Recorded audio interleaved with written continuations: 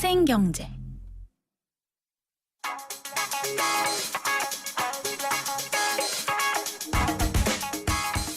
안녕하세요. 멜로디 경제 대중음악 평론가 이대화입니다.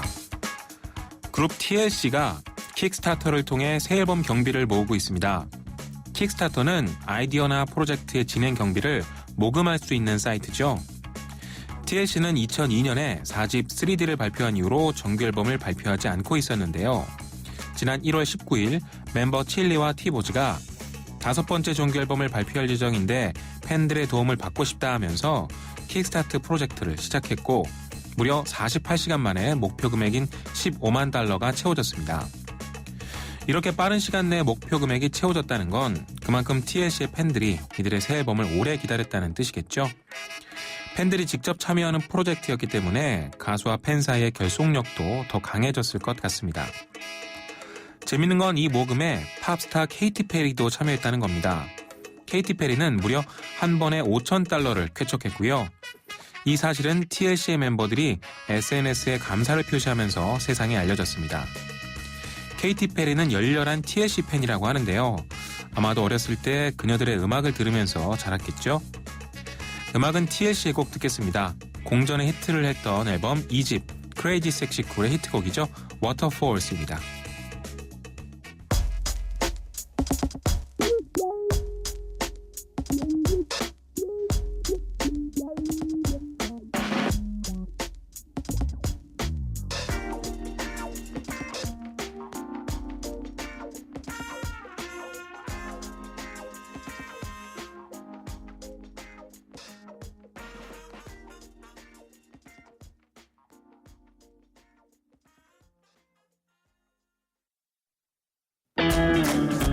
논란이 되고 있는 경제 이슈에 생생경제가 떴다.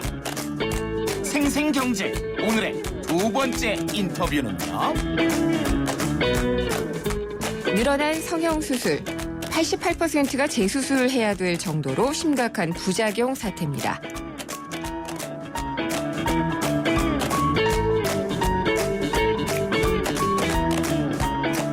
생생경제 3부 함께하고 계십니다. 쌍꺼풀 수술이나 코 성형, 성형 수술이 굉장히 보편화가 되면서요. 실제로 부작용 사례도 끊이지 않고 있는 것으로 나타나고 있습니다. 오늘 한국소비자원이 발표한 자료에 따르면요. 성형수술 피해 상당수는 눈이나 코 성형이었고요. 피해자들의 거의 대부분이라고 할 수 있는데 88%에 달하는 사람들이 재수술을 받았거나 혹은 재수술이 필요한 경우인 것으로 나타났습니다. 이 성형 잘못되면은 누구도 만나기 싫잖아요. 그러니까 대인기피증이나 우울증도 불러일으킬 수 있기 때문에 피해가 더 심각하다고 할 수가 있을 겁니다. 오늘 인터뷰는요. 먼저 성형 피해 보신 분을 연결해서 얘기를 들어보고요.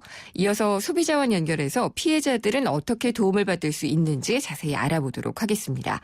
먼저 성형 피해자신데요. 개인 신상보호차 가명임을 알려드리고 인터뷰를 하도록 하겠습니다. 김성주 씨 안녕하십니까? 네, 안녕하세요. 네. 어떤 부분을 성형을 하셨나요? 네, 저는 코 성형을 했습니다. 아, 코 수술을 하셨으면 어떤 피해를 입으셨는지요? 코가 부작용이 일어나가지고 그 실리콘이 보형물이 움직여서 코를 찢어 나오려고 하는 상황이 와서 그 보형물을 제거하는 수술을 했습니다. 그러면은 이게 돌아다닌다고 한다면은 코가 안정적이지 않았을 것 같고요. 염증이나 이런 게 생기진 않았나요? 예, 그 염증 때문에 네. 그 보형물이 움직여서 이제 코 살을 뚫고 나오려는 아이고. 상황이었습니다. 아, 그래요? 아프기도 아프셨을 것 같은데 그러면은 이 수술한 코가 어떻게 잘못된 거라고 하던가요? 병원 측에서는 일단 제 과실이라고 말하고요. 아, 환자 본인의 과실이라고요? 예, 네. 병원은 굉장히 방어적으로 나오고 예. 병원 측은 잘못이 없다고 말을 합니다. 먼저. 그러면은 환자가 어떤 잘못을 했길래 이렇게 그 보형물이 돌아다니고 염증이 생긴 거라고 얘기를 하나요? 병원 측에서는 제가 코를 세게 풀고 네. 이제 술을 먹어서 이렇게 됐다고 말을 하는데 네. 맞아요. 술을 먹는다고 이렇게 예. 될 수는 없는 것 같고요. 조심하셨겠죠? 그쵸? 네. 아무래도 제 코인데 그러면은, 이 코 수술하고 나서 술을 드시거나 뭐 세게 풀거나 그런 적은 있기는 있으셨어요? 아무래도 누구나 코를 예. 풀 때 네. 코를 세게 풀지 않나요? 그렇죠. 코를 세게 예. 풀어야 이 네. 안에 코가 나오기 때문에 네. 일단 이거는 너무 당연한 거긴 한데 거기 병원에서 네. 수술 도중에 그러니까 이 코 수술을 하고 무슨 일이 있었냐고 할 때 예. 뭐 코를 푸는 적은 있다 뭐 이렇게 말을 했는데 이제 그런 진술서 같은 거 쓸 때 예. 코를 뭐 세게 풀어서 그렇게 됐다고 말을 하고 예. 그러니까 환자의 잘못으로 돌리려는 의도가 분명히 보였다는 말씀이시군요. 네, 맞아요. 네. 그럼 수술한 지 얼마 만에 그렇게 부작용이 나타나셨어요? 일단 첫 부작용은 2주 안에 나타났고요. 네. 그 다음 부작용은 한 5개월 후에 나타났어요. 5개월 후에도 다시 나타난 거군요. 예, 그러면은 이게 2주 후에 갔을 때도 그렇게 얘기를 했었고 5개월 후에 갔을 때도 그렇게 얘기를 하던가요? 병원에서는? 환자 본인의 잘못이라고? 2주 차 때는 네. 염증이 났을 때 보통 이런 일이 있을 수 있다고 말하면서 좀 네. 당연한 듯이 말을 했고요. 예. 두 번째 갔을 때는 이게 괜찮은 증상이라고 그냥 계속 놔두면은 네. 괜찮을 거라고 말을 했는데 예. 제가 다른 병원을 돌아다니면서 말을 해보니까 이거는 당장 제거 수술을 해야지 안 그러면은 예. 보형물이 코를 꾹 뚫고 나오고 더 이상은 뭐 치료를 할 수 없는 상황까지 갈 수가 있대요. 그럼 그 보형물이 코를 뚫고 나온다는 거는 위쪽으로 얘기를 하시는 거예요? 코의 윗부분, 콧등 부분이요? 그냥 콧구멍 옆에 네. 콧구멍 사이에 보면은 살이 있잖아요. 네. 그 살로 이제 그 실리콘이 뚫고 나오려는 상황이었어요. 위험하게 보이는데 그러면은 재수술을 받으셨나요? 뭐 다른 병원에서라도요? 코 수술이 비용이 네. 너무 많이 들어서 할 네. 수 없었어요. 그럼 지금은 어떤 상태세요? 지금은 그래도 빨리 제거를 해서 예. 치료를 못하는 상황까지는 가진 않았고요. 네. 그 흉살이 생겨서 조금 삐뚤어져 보이긴 한데 그래도 정상 생활을 할 수 있을 정도로 생활하고 있어요. 그러면은 재수술을 받은 게 아니라 좀 치료를 하신 거예요? 치료라고 하면 치료인데 그냥 네. 제거 수술이에요. 그 보형물을 넣었던 것을 빼는 수술을 받으셨군요. 네. 그러면은 그 병원에서 받으셨어요? 보상을 받으셨나요? 보상은 내가 보상을 해달라고 했을 때 병원 측에서는 제 과실이라고 네. 병원 측에서는 보상을 전혀 해줄 수 없다고 말을 했죠. 그러면 어떻게 하셨나요? 더 이상 저 일반인 입장에서는 네. 할 수 있는 게 없었고 예. 소비자원을 찾는 것밖에 방법이 없었어요. 그럼 소비자원에서는 해결을 해주셨나요? 소비자원에서는 제가 일반인 입장에서는 아무것도 받을 수 없는 상황에서 네. 소비자원에서 그래도 원금은 아니어도 어느 정도 받을 수 있게 도와주셨습니다. 그러면은 일부 보상을 소비자원에서 도와줘서 받으신 거가 된 거고, 재수술까지는 아니고 보형물을 빼는 그런 시술을 받으신 거네요. 예, 맞아요. 네. 근데 코의 모양도 지금 들으니까 약간 좀 변형이 온 것 같고 좀 속상하실 것 같은데, 이번 일로 좀 깨달으신 게 많으실 것 같아요. 네, 아무래도 예. 또 믿을 수 있는 사람이 적어졌죠. 네. 성형하신 목적은 여쭤봐도 될까요? 성형하는 목적은 제가 아직 20대 초반이다 보니까 예. 미용 목적으로 했습니다. 아, 그러셨군요. 알겠습니다. 그래도 어느 정도 좀 보상을 받으셨다니까 다행인데 원래 모습이 아니어서 좀 속상하실 것도 같고요. 힘드셨을 텐데 말씀 자세하게 전해주셔서 감사합니다. 아, 예, 수고하세요. 네. 이번엔 한국소비자원의 김경리 의료금융팀장님을 연결해 보도록 하겠습니다. 안녕하십니까? 안녕하세요. 네, 팀장님 앞서 지금 연결한 피해 사례 이분 그 소비자원의 의료금융팀에서 해결하기 위해서 많이 도와주셨다고요. 예. 그 보형물로 인한 그 증상이 있다고 병원에서는 그냥 심한 상태가 아니니까 항생제 치료를 그 수술 후에 보름 후에 나타났을 때는 했습니다. 네. 아까 환자분 5개월이라고 그랬는데 저희 사실조사에 의하면 3개월 이후에 예. 다시 염증이 생겼습니다. 그때 좀 빨리 뺐어야 되는데 네. 또 항생제 치료를 했습니다. 그래서 이 이물질인 실리콘하고 네. 그 연조지 제거하는 게 좀 늦어져서 그래서 더 피해가 있었던 것 같습니다. 그리고 이렇게 수술을 했는데 병원 측에서 당신 잘못이다. 환자 본인이 관리를 못해서 그렇다라고 하면은 일반인들은 정말 아, 이거 진짜 내 잘못인가 보다라고 하게 될 것 같아요. 아, 뭐 다툼이 있으면 예. 서로 책임을 전가하려고 하는 게 본능인지 모르겠지만 이렇게 네. 코를 세게 풀면 안 되면 네. 그런 걸 사전에 주지를 시키고 관리하는 방법을 알려주는 게 의사의 의무거든요. 그렇죠. 예, 그렇죠. 근데 뭐 술, 담배 한다 이러면 그런 것까지 다 연결을 지어서 네. 관리 잘못이다 이러는데 이거는 좀 문제가 있는 거죠. 그러면은 지금 이 피해 사례 같은 경우에는 그 수술 비용에는 못 미치지만 조금이라도 보상을 받아냈다고 하셨는데요. 네.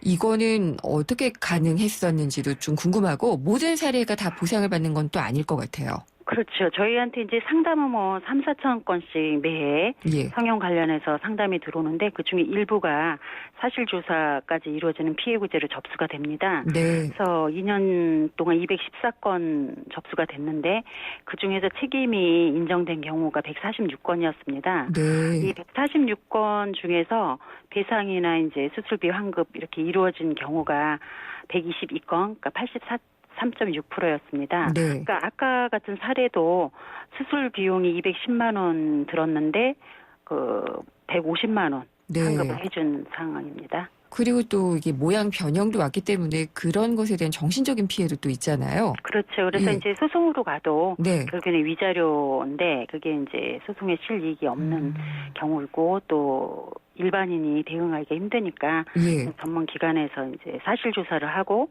그 전문가 자문을 통해서 네. 설명이 미비했다든지 그런 주의 관리 아니면 수술 중에 의사의 주의 의무가 위반됐다 그런 과실이 인정되면 네. 이제 합의로 대부분 해결이 됩니다. 그러면은 앞서 피해 보신 분은 소송까지 가지는 않은 것 같은데요. 그렇죠. 예. 소송으로 이어지는 경우에는 어떻게 승산이 좀 있는 편인가요?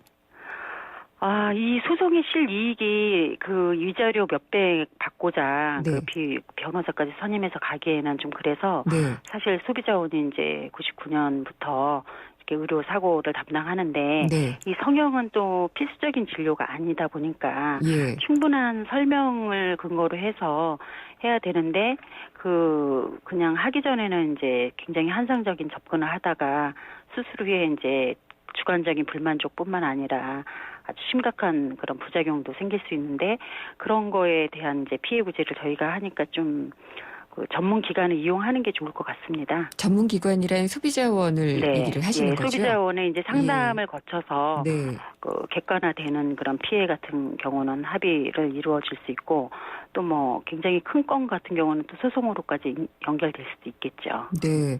이게 뭐 눈, 코 성형 같은 경우에 불만이 제일 많았다고 하고요. 네. 성형 수술 자체가 늘어나니까 아무래도 네. 부작용도 더 많이 늘어나는 게 아닌가 싶은데요. 예. 재수술이 필요한 경우가 뭐 거의 88%라고 네. 하면은 너무 네. 많은 거 아니에요? 그렇죠. 그래서 이제 피해로 접수된 사건 중에서 이제 비율을 따지다 보니까 그렇게 많은 건데 네. 그 눈, 코가 대표적으로 안면에 그 눈에 띄는 거니까 이제 많이 하고 그다음에 안면 윤곽 수술, 양악 수술 네. 그런 큰 수술부터 해서 유방 수술 하여간 전신이 다 이제 성형에 그런 뭐 수술에 연결된다고 보시면 되는데 네. 이제 양악 수술 같은 경우는 그 전신 마취를 하고 이래서 굉장히 좀 위험에 빠질 수도 있죠. 예. 이렇게 좀 성형 수술의 피해가 늘어나는 이유가 뭐 특별히 있을까요? 이게 성형 수술이 많이 늘어났기 때문이다. 이런 이유 말고요. 이게 이제 뭐 외모를 또 중요시하는 그 사회에 또 성형 광고가 굉장히 많잖아요. 네. 그리고 젊은 사람뿐만 아니라 이제 기능적으로도 또 50대 되면 눈이 처진다든지 네. 그런 경우는 이제 목적이 있으니까 그래도 덜 문제가 되는데 이제 20대, 10대 심지어는 네. 그런 경우는 단순하게 미용을 목적으로 무슨 탤런트 누구처럼 해달라 뭐 이렇게 네. 하다 보면 이게 현실적인 접근이 안 돼요. 그러니까 사소한 불만부터 계속 부작용까지 네. 이어질 수가 있는 거죠. 그럼 소비자원에서는 네. 도움을 어떤 것들을 합의를 할 수 있는 도움들을 많이 주시나요? 그렇죠. 일단 상담이 들어오면은 객관화된 그런 예. 사실 조사를 위해서 수술 후에 예. 문제가 있는 것을 이제 다른 의사한테 소견서나 진단서를 받아서 진료 기록하고 같이 함께 접수를 하면 네. 이제 그 해당 병원에 저희가 공문 발송해서 사실 조사를 하고요. 네. 진료 기록도 다 검토하고 그다음에 전문가 자문을 통해서 설명이 미흡하다든지 네. 의사의 주의 의무가 과실이 인정되면 이제 합의로 해결이 되고 마지막 단계로 안 되면 저희 소비자원에 이제 소비자 분쟁 조정 위원회 네. 조정 결정으로 연결이 됩니다. 이렇게 3단계로 이루어져 있습니다. 알겠습니다. 모르시는 분들도 많았을 텐데 성형수술 피해도 소비자원의 도움을 얻을 수 있다는 점을 네. 예, 참 말씀을 해주셔서 감사합니다. 오늘 얘기 잘 들었습니다. 네, 감사합니다. 한국소비자원의 김경예 의료금융팀장님을 연결해 봤고요. 앞서 이 성형 피해자 김성주 씨는 본인 요청에 따라서 저희가 음성 변조로 인터뷰를 진행을 했습니다. 차우가 같네 차우가 같아 2588 2588 대리운전 2588 2588 좋아요. 대리운전입니다. 역삼동에서 일산이요. 2명 필요하시다고요? 일용이와 홍제동 김수미 보내라고요? 네, 차우로 찾아서 연락드릴게요. 차우로 정렬 2588 2588. 네, 잠시 후 생생경제 4부에서는 경제뉴스 뒤집기와 은퇴솔루션이 준비가 되어 있습니다. 경제뉴스 뒤집기에서는 고졸 취업자 비중이 늘어났다라는 보도가 있는데 과연 반가운 소식인지 자세히 살펴보겠고요. 은퇴솔루션 시간에는 초저금리 시대에 꼭 알아야 할 노후 생활자금 운용 3가지 원칙 알려드리도록 하겠습니다. 궁금한 점이나 의견 있으면 보내주세요. 문자는 짧은 건 50원, 긴 건 100원이 부과되는 휴대전화 우물정의 0945번, 또 YTN 라디오 앱 예스나 웹사이트 김은경의 생생경제 게시판에 남겨주시면 됩니다. 잠시 후 4부에서 뵙겠습니다. 경제를 위한 바른 시각, 본질에 다가가는 심층 분석, 가치를 추구하는 정확한 해석. YTN 라디오 김윤경의 생생경제.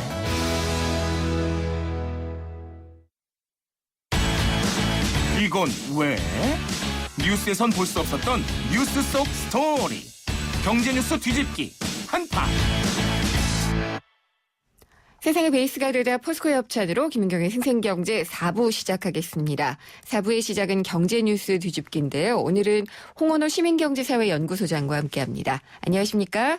네, 안녕하세요. 네, 며칠 전에 나왔던 뉴스 같은데 작년에 고졸인 취업자의 비중이 좀 높아졌다라는 소식이 전해졌거든요. 네. 반겨도 되는 뉴스인지 아니면은 좀 이면이 있는 건지 궁금하네요.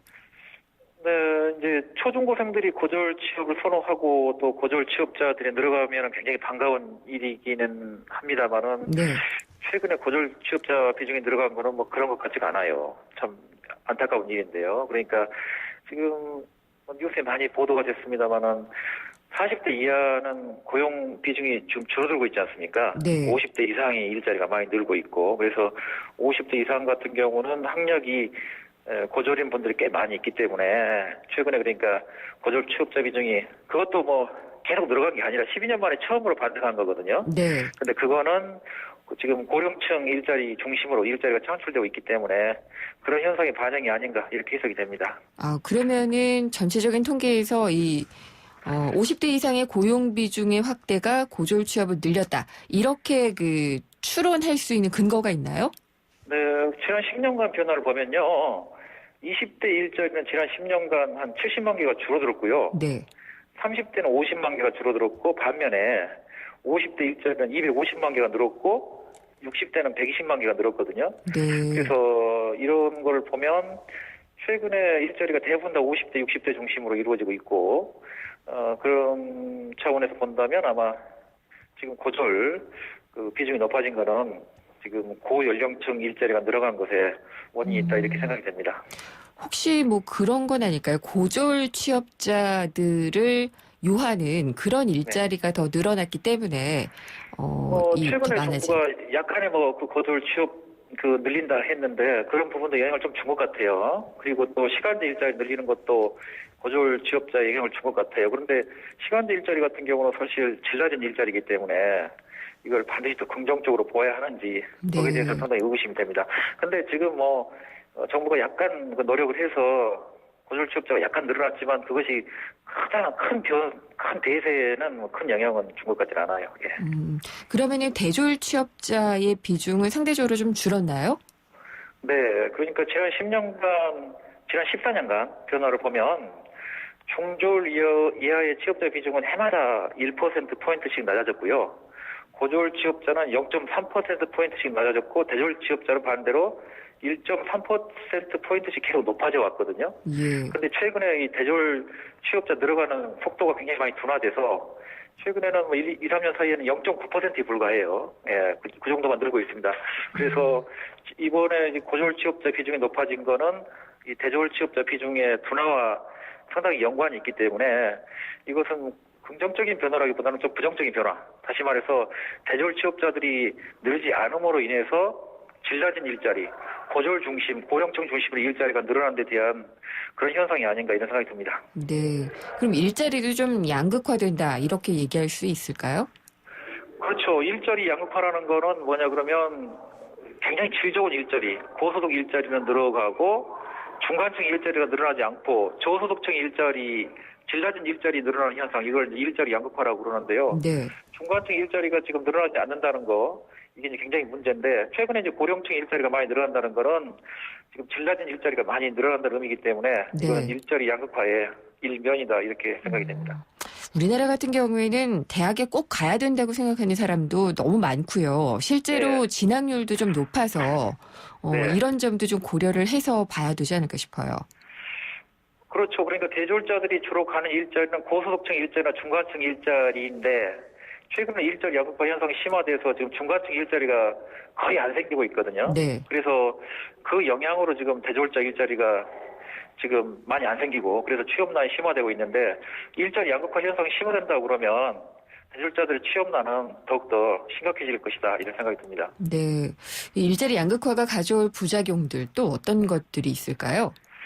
일단 일자리 양극화가 심화되면 이제 중간층 일자리가 안 생기기 때문에 중간층 일자리가 사라질 것이고 그건 곧 중간층의 몰락을 가져올 것이거든요. 그리고 중간층의 몰락은 빈부 격차를 심화시킬 것으로 보여지는데 사실 최근에 양극화하는데 사실상 양극화의 가장 근원적인 원인은 사실 일자리 양극화라고 볼 수 있거든요. 네. 그래서 이 일자리 양극화가 지속되면 지속적으로 소득 양극화도 심화될 것이고 그렇게 되면 사회의 허리가 붕괴된다는 의미이기 때문에 사회적 갈등도 심화될 것이고 그래서 상당히 많은 사회적 문제가 발생할 것이다. 이런 생각이 듭니다.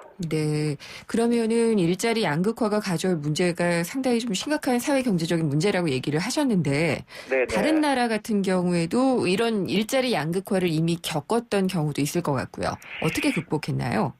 사실 일자리 양극화라는 거는 이게 이제 과학기술 발전에 따른 것이기 때문에 이건 피해갈 수 없는 것 같아요. 그래서 선진국에서는 공통적으로 나타나고 있거든요. 다시 말해서 질 좋은 일자리 생기고 중간층 일자리 안 생기고 질 낮은 일자리 생기고 이런 현상이 말이죠. 그래서 우리나라도 이걸 피해갈 수는 없을 것 같고 대신 선진국 같은 경우는 한 두 가지 처방으로 좀 상당히 완화시키고 있는 것 같아요. 네. 하나는 소득 재분배 정책을 통해서 저소득층과 중간층의 소득을 좀 늘려주는 방향 이쪽으로 가고 있고 두 번째는 효율적인 중소기업 정책을 통해서 역시 저소득층과 중간층 일자리를 늘려주고 저소득층과 중간층의 소득을 높여주는 방향으로 지금 가고 있는데 우리나라 이 두 가지 정책에 있어서 그 성과를 많이 보이지 못하고 있기 때문에 양극화가 계속 심화되고 있다는 그런 국민들의 비난이 많이 쏟아지고 있죠.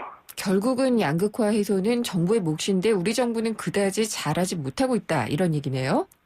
네, 통계에 다 나타납니다. 그러니까 OECD 통계를 보면 정부의 경제사회 정책이 소득 불평등 지수를 얼마나 개선시켰느냐 이런 통계가 나오는데 우리나라는 그 계산 효과가 9%에 불과하거든요. 네.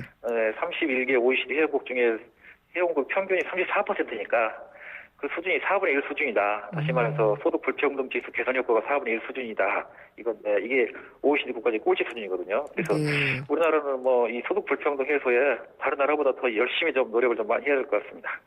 그런데 지금 정부가 주력하고 있는 건 시간제 일자리 늘리기잖아요. 네. 이거는 그다지 일자리 양극화 해소에 별 도움이 안 될 것 같다 이런 생각이 드는데요. 도움이 안 될 뿐만 아니라 오히려 심화시킬 가능성이 클 것 같다는 생각이 많이 하는데요. 네. 선진국에서는 이 시간제 일자리를 성공시키기 위해서 한 두 가지 중요한 제도적 정치를 만들어 놓고 있는데 그게 뭔가요? 하나는 전일제 청구권 보장이거든요. 그러니까 네. 언제라도 시간제나 전일제를 왔다 갔다 할 수 있게끔 보장하는 것이고 네.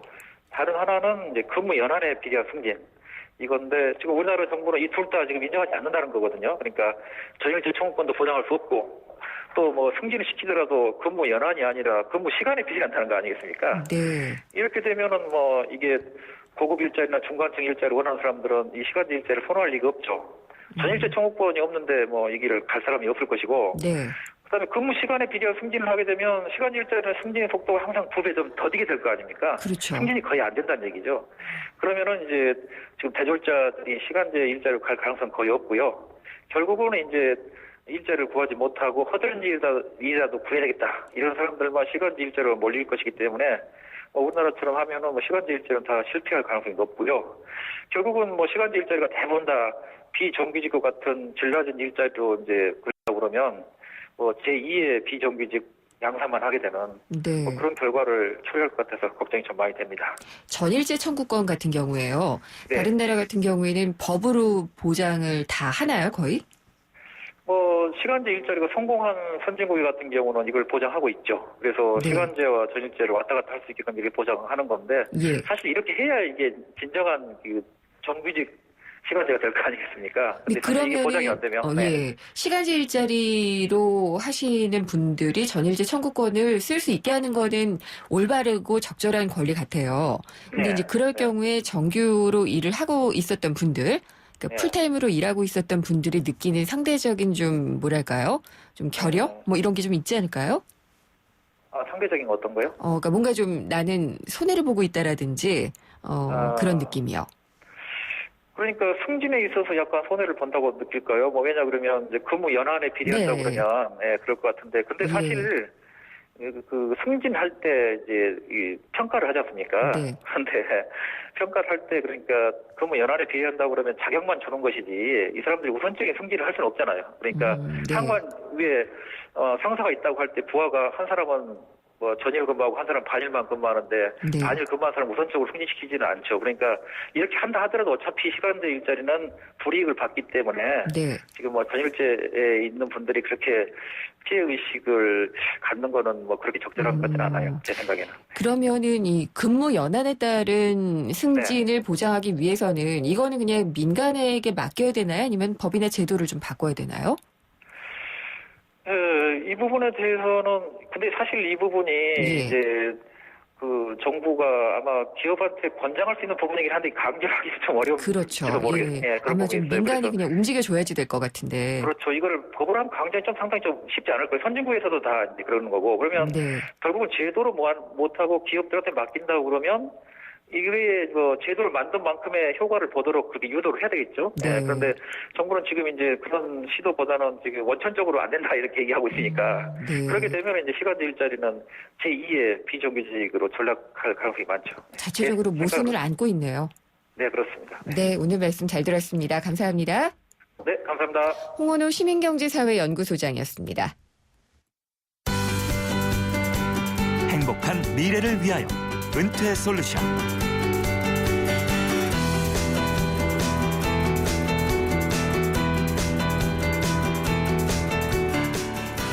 100세 시대가 돌아온 게 아니라 도래했죠. 예, 그래서 은퇴 이후에 제2의 인생을 준비하는 과정, 생생경제에서도 도와드리고 있습니다. 미래에셋 은퇴연구소의 김경록 소장님 나오셨습니다. 안녕하십니까? 예, 안녕하세요. 김경록입니다. 네. 예. 오늘의 주제는 어떤 건가요? 예. 요즘 최근에 보니까 이제 예금 금리가 드디어 1%대로 들어갔습니다. 그런데 너무 낮아요. 향후 이제 금리 인하까지 하면 더더욱이 떨어질 텐데요. 수명은 길어지고 네. 예, 초저금리 시대고 이때 이제 노후자산 관리를 어떻게 할까에 네. 대한 한 3가지 정도를 말씀드리려고 합니다. 아, 이 굉장히 중요한 팁을 오늘 말씀을 해주실 것 같은데요. 예. 예. 그러면은 3가지 원칙이니까 어떤 원칙인지 하나씩 소개를 해주시면 될 것 예, 같아요. 뭐 하나씩 말씀드릴까요? 네. 이거는 이제 조금 평범한 거이긴 한데요. 많은 사람들이 이야기를 하는데 대부분 사람들이 지금 이제 확정금리 상품에 많이 두고 있지 않습니까? 네. 이제 정기예금이라고 할 수 있고요. 이 2가지 유형이 나타납니다. 이렇게 금리가 막 떨어지면은 어떤 사람은 아예 그냥 돈을 현금처럼 그냥 확정금리 상품에 두겠다는 사람이 있고 네. 어떤 사람은 뭐 2배, 3배 혹시 굴릴 수 있는 방법이 없을까 막 예. 찾아다니는 사람이 있는데요. 2가지 다 방법은 옳지 않은 것 같습니다. 그래요. 그러면은 예. 어떻게 가야 돼요? 이제 요즘에 이제 중위험 중수익이라는 말을 많이 하는데 도대체 금리가 그럼 어느 정도 돼야 중위험 중수익이냐 네. 이런 말이 있는데 저희들이 대략 계산해 보면은 제일 효율적인 선이 한 4에서 5% 정도입니다. 4에서 5%요. 예. 그래서 중위험 중수익인 4, 5% 정도 선으로 이제 자산운용의 서식지를 옮겨야 합니다. 서식지요. 네, 이제 쉽게 네. 말하면은 확정금리 상품의 서식지는 금리가 자꾸 너무 떨어지면서 메말라 간다고 볼 수 있습니다. 근데 이제 그게 안전하다고 생각을 하니까 묻어두는 거죠. 예. 그런데 네. 이제 금리가 한 2%대에서 조금 더 떨어지기 시작하면은 그때부터 자산 축적하는 데 있어 가지고 금리가 하락할수록 훨씬 시간이 많이 걸립니다. 네. 예를 들어 원금이 2배 되는데 걸리는 시간이 금리가 4% 같은 경우에는 18년이 걸리는데 네. 2% 같으면은 36년이 걸립니다. 아이고, 근데 3배가 이 지나가네요. 1%가 되면 예. 70년이 걸리거든요. 네. 그러니까 훨씬 많이 자산 축적의 속도가 늦기 때문에 네. 중위험 중수익 공간 이제 4에서 5% 정도로 자산 운용을 옮겨야 됩니다. 아니, 소장님, 근데 지금 4에서 5%로 받을 수 있는 데가 어디가 있죠? 그래서 확정금리로는 어디든 받을 수가 없죠. 네. 사실은 4에서 5% 확정적으로 준다고 그러고 네. 신용도 좋다고 그러면은 다 그거는 몰리죠. 이미 뭐 다 몰려서 금리가 네. 떨어지게 돼 있는 거고요. 근데 저희가 적정한 위험을 좀 취해야 됩니다. 그래서 이전하고 다른 방식으로 네. 이제 그 위험 자산에도 좀 배분하고 이제 글로벌로도 배분하고 그다음에 네. 좋은 조언자를 두어 가지고 장기적으로 꾸준한 원칙을 지키면서 해야 됩니다. 제가 네. 이 이야기를 할 때마다 사실은 많은 분들이 뭐 4, 5% 차라리 그런 네. 금리 혹은 뭐 임대를 넣으면 네. 나오는 것 이런 이야기를 하시는데요. 어느 것이나 어느 한 군데 집중해서 하는 경우에는 위험이 있습니다. 네. 위험이 있기 때문에 철저하게 투자 자산으로 갈 때는 분산을 하셔야 되고요. 그다음에 네. 좋은 조언자를 반드시 좀 옆에 두시는 게 필요합니다. 그래서 앞으로 금리가 더 떨어지게 될 텐데 네. 이 경우에 좀 이제 중형 중수익 공간으로 옮겨오시는 것이 반드시 첫 번째 필요한 일인 것 같습니다. 근데 좋은 조언자는 우리가 찾았다고 해도 아닌 경우로 판명되는 경우가 그래서 있고요. 2-3명 두십시오. 2-3명. 예, 예. 네. 대략 어떤 분들을 주면 될까요?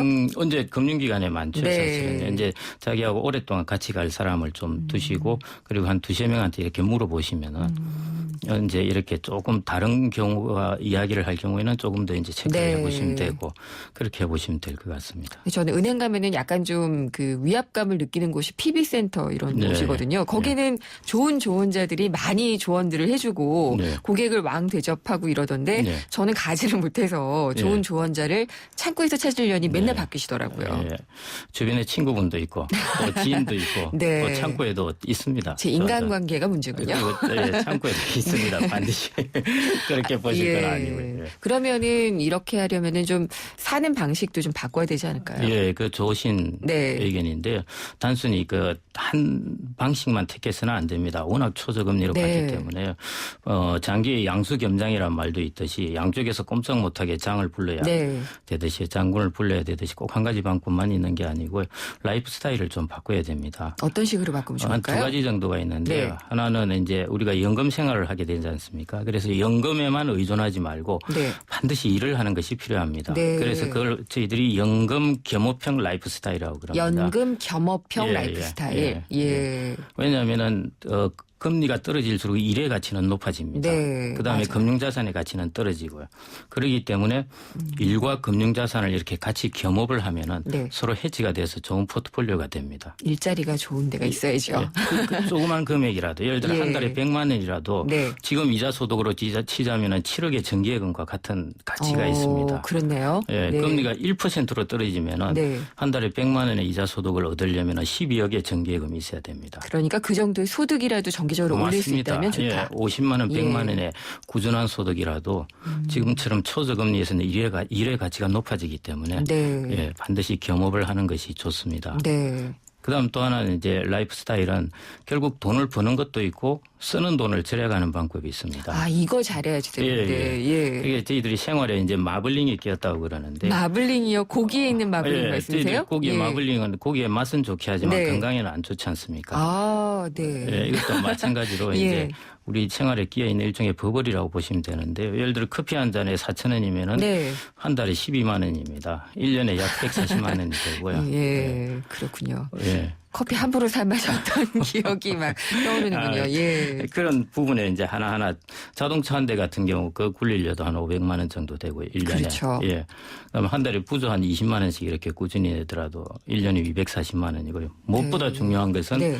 자녀 결혼할 때 많은 돈을 안 쓰는 것입니다. 아, 아무리 커피값을 전용하더라도 여기 한번 중요한 부분을 말씀해 한 주시네요. 순간입니다. 네네. 예, 한 너무 순간에 탁 이렇게 체면이나 이런 것 때문에 한번 쓰고 네. 나면 그 다음부터는 정말 커피를 50년을 들여도 회복을 커피 아무리 못하게 줄여도 됩니다. 소용이 없죠. 예, 네. 그래서 이런 부분을 중요시해야 돼요. 그래서 라이프 스타일의 변혁이 필요합니다. 아, 마블링을 빼는 변형. 예, 그리고 예. 이제 일과 연금을 겸업하는 것. 네. 예. 양수겸자. 예, 예. 세 번째 원칙은 뭔가요? 세 번째는 일본에서 이제 이런 말들이 오고 있는데 우리가 asset allocation이라는 말을 씁니다. 자산 배분. 네. 근데 일본에서는 요즘 asset location이라는 말을 씁니다. 그건 또 어떻게 다른가요? 뭐냐면 일본에서 예. 하도 금리가 낮다가 보니까 예. 사실은 저희가 이자로 받는 것은 세금을 떼고 난 돈이 중요하지 않습니까? 그렇죠. 그래서 세금이라도 이제 절세하겠다는 것입니다. 아, 예. 세금. 그래서 에셋 로케이션이라는 것은 세금을 절세하는 곳으로 자산을 옮겨 놓겠다는 것입니다. 예를 들어서 설명을 이제 해주시면요. 저축 같은 경우에도 네. 비과세 저축이 예. 사실은 많죠. 연금 같은 경우에도 비과세가 있고 곳곳에 네. 이제 그 비과세 혜택이 있는 것이 많습니다. 네. 변형연금 같은 경우도 그렇고 향후에 이제 아시다시피 우리 복지 수요는 늘어날 수밖에 없습니다. 그렇기 그렇죠. 때문에 이제 세금 부분에서 아무래도 꾸준하게 예. 확충이 될 수밖에 없거든요. 그렇기 때문에 지금이라도 이렇게 절세를 할 수 있는 곳에 네. 자기의 자산을 이제 옮겨놓는 것이 필요합니다. 그래서 세금의 차이 같은 것도 있고 어떤 경우 분리과세가 되는 것도 네. 있고 안 되는 것도 있고요. 특히 종합소득과세가 4천만 원에서 2천만 예. 원으로 떨어졌지 않습니까? 그래서 그렇기 과세를 때문에, 당할 가능성도 예, 높아지니까. 그렇기 때문에 특히 이제 종합과세 당할 사람들은 예. 그런 부분에서 이제 큰 부분입니다. 그래서 그런 이제 에셋 로케이션, 에셋 로케이션뿐만 아니라 네. 에셋 로케이션에도 앞으로는 이제 신경을 많이 써야 된다는 것입니다. 저는 에셋 로케이션이라고 말씀을 하셔서 뭐 버뮤다, 스위스 은행 이런 데를 떠올렸는데 그런 곳은 아니죠. 돈이 너무 많으신 경우. 크게 보면은 그럴 수도 있게. 외국에 이제 그 예. 뭐 운동선수라든지 네. 사실은 큰 재벌들은 결국 에셋 로케이션의 하나입니다. 사실. 그렇죠. 예, 그러니까 예. 그런 회피처로 좀 예, 가져가는. 예. 그 말씀을 안 경우가. 드리려고 그랬는데. 네, 너무 물어보시네. 부자들만. 예, 그런데 네. 근데 이 비과세 저축이라든지 이런 상품이 많지는 않아요. 또 대상이 안 되는 경우도 많이 있고요. 예. 근데 변액연금 같은 경우는 사실은 다 10년 이상이면은 다 거의 이제 되나요? 비과세가 예. 됩니다. 그리고 비과세를 또 의외로 또 잘 모르시는 분도 네. 있고요. 좀 놓치시는 분도 있고 그러는데 그런 부분은 이제 꼭꼭 채워 놓는 것이 좋고요. 특히 나중에 이제 연금 소득을 받을 때도 네. 이제 과세를 하게 되기 때문에 이제 그런 부분도 잘 보셔야 되고 네. 그다음에 지금 투자를 할 때도 비과세 되는 부분이 큽니다. 특히 네. 20년씩 투자를 할 때 네. 매년 이렇게 세금을 떼는 형태하고 세금을 안 떼고 계속 이렇게 가져가는? 저희들이 이제 네. 그걸 과세 이연 효과라고 그럽니다. 네. 과세를 안 하고 자꾸 이연되면서 이게 네, 네. 복리로 커지는 효과거든요. 그래서 특히 연금 같은 거 저축할 때 20년씩 저축할 때는 이런 과세 이연되는 이런 부분을 찾는 것이 상당히 중요한 효과를 가져올 수 있습니다. 그건 되게 창구에서 가입할 때 보면은 비과세라고 크게 적혀 있겠죠? 예, 예. 그렇습니다. 그리고 숨어있는 가스도 비과세도 잘 살펴봐야지 될 것 같고요. 예, 특히 이제 분리과세 이런 부분이 있고, 네. 예, 뭐 랩으로 가입할 때는 네. 분리과세가 되는 경우도 있고, 펀드에는 종합과세가 되는 경우 있고, 이런 부분으로 해서 이제 아까 크게 보았을 때는 또 그런 부분도 있고. 스위스 은행으로 가는 방법. 예. 좀 글을 봤으면 좋겠습니다, 제발. 그러면은 최종적으로 좀 세 가지 원칙 다시 정리를 해주신다면요. 예. 첫째, 무엇보다 중요한 것은 지금 확정금리의 서식지에서 탈출을 해야 됩니다. 네. 그래서 좋은 자를 두셔가지고 네. 4에서 5% 정도의 수익을 얻을 수 있는 곳으로 탈출을 하셔야 네. 되고요. 두 번째는 라이프 스타일의 변혁이 필요합니다. 네. 그래서 일하고 아무리 금액이 좀 적더라도 일과 연금을 병행해야 되고요. 네. 그다음에 생활의 마블링을 제거해야 됩니다. 그리고 자기의 자산을 네. 위치하는 것도 중요한데 그 절세 공간으로 네. 쪽으로 자산을 위치하는 이 세 가지 원칙을 예. 좀 잘 지키시면 좋을 것 같습니다. 소장님 말씀을 딱 들으면은 예. 이렇게 꼭 지켜야지라는 생각이 드는데 예. 잘 해낼 수 있을지가 늘 문제입니다. 그래서 실행을 할 수 있느냐 아니냐가 결국 차이를 만들어냅니다. 실행력의 차이가 예, 큰 차이. 아느냐 모르느냐의 차이보다 네. 예, 그렇습니다. 아는 게 더 위험할 수도 있고요. 예. 네, 오늘 말씀 잘 들었습니다. 예, 감사합니다. 예, 감사합니다. 김경록 미래에셋 은퇴연구소장이었습니다. 생생경제를 다양하게 만나는 방법. YTN 라디오 앱 예스와 YTN 라디오 웹사이트, 팟캐스트를 통해서 실시간 청취와 다시 듣기가 가능합니다. 언제 어디서나 손쉽게 만날 수 있는 생생경제. 참 좋다.